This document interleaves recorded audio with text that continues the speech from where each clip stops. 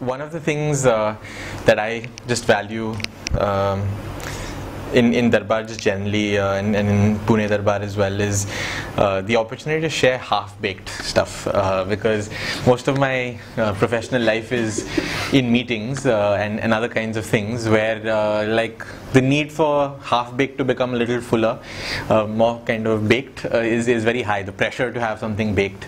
Also, the higher up one goes in an organization, the need to bake it even more and more, the pressure increases.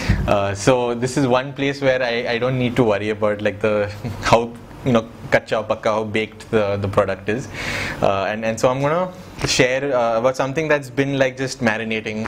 A lot of these food things happening, clearly. Love the food here as well, but it's been around for a while, which is the title says many to one. And often in my experience, the process of scaling has involved one to many. There's a lot of one becoming more and more, and TFI's journey to a large extent, I've observed the same kind of pattern. Started off with 2 cities and then grew to 7. It started off with a few people, a few ones, and then became many and many, and so that process of growth is one to many. The reverse journey is something I've started to become really interested by, which is, can many become one, and how can many become one? And so to kind of just step into that, like there was this thing that I wanted to ask you all to just think about, which is, I'm going to give you basically you have to think about doing something. Okay, there's basically a challenge, and I'm gonna give you the goal, and you have to tell me the specified amount of time you want to achieve that in, and how, like the sequence of steps. Okay, so the first one is there's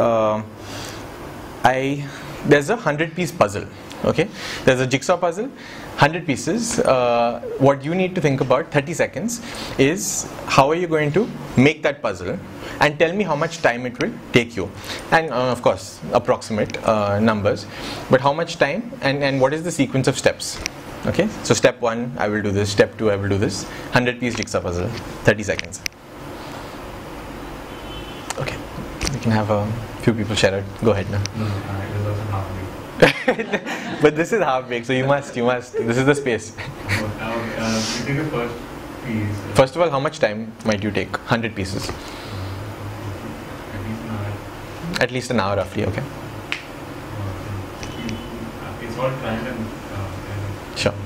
start with the first piece, try fitting Sure. the next piece. Sure. So trial and error. Take the first piece, then second. Okay. A lot of nods. Anyone who's got a different sequence of steps? Yes. I don't have an estimate of time because I haven't done it. Sure. Logically, I try to identify the edge pieces and then try considering The edge pieces, yeah. Start with the edge. So just earlier this Wednesday, there was a friend with a 1,000-piece puzzle, and I was just like, oh my god! But that's the strategy that people took. Like, let's start with the edges because it's easy to find those pieces. Any other sequence of steps? You'll probably want to flip all of them the right way first. Yeah, you'll probably want to flip. So step 1 is take the puzzle pieces. Step 2, flip them around so you can see everything. I'll group them according to colors or things that are Colors, yeah. I saw some people agree with you, like group things into colors because similar color pieces might go together.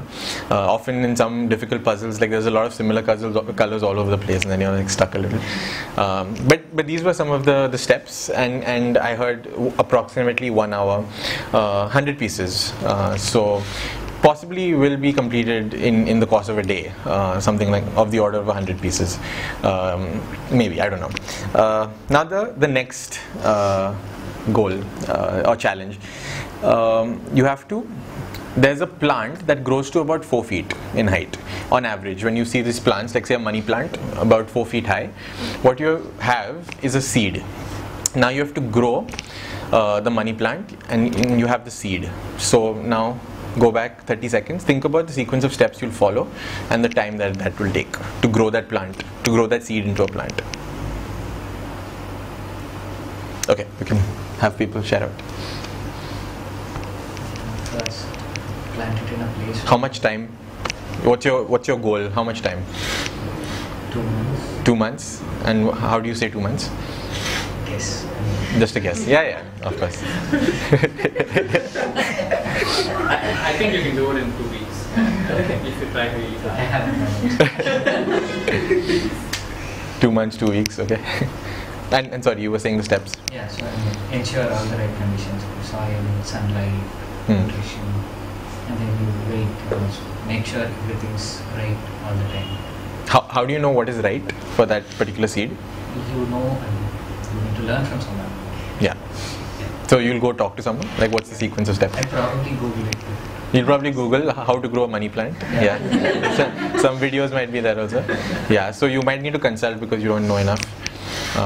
Say there is some sequence of steps, and then what would you do next?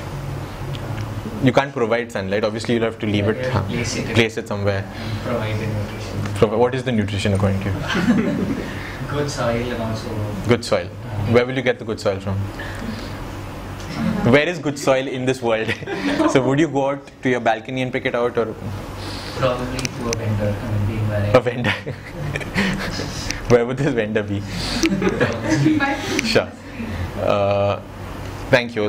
So those were 2 challenges, specified amount of time you have to create something. So was there anything different that when you were thinking about that process, did anything feel different? And the first was more of a closed system where you were in control of most of the aspects. Sure. The first one more closed in a sense, you couldn't control anything else.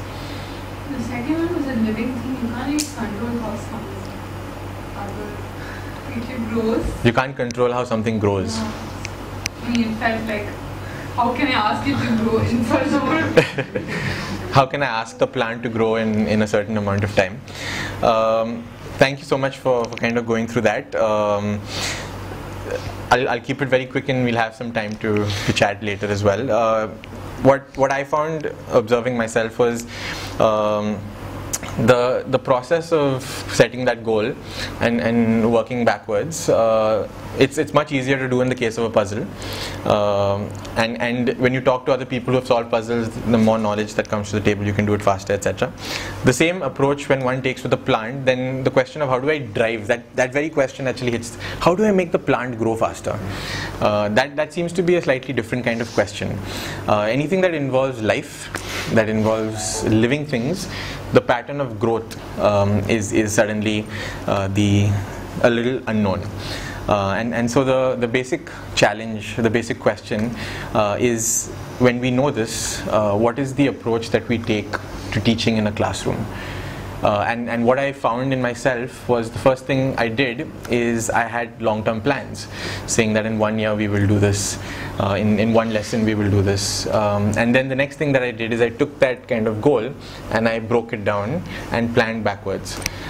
So by end of year, by April I will do this, so by December this will happen, in 3 months this will happen, in 10 days in 1 lesson. And so if you think about one seed, one plant, and then you have 30 or 40 living human things, what is the process that one solves? How do you set goals? How do you plan backwards, etc., etc.? And there is one solution that is coming to me in the sense that I'm trying it out, and that I'm happy to share later on. So I'll leave the suspense for now because of the time. So yes, thank you again.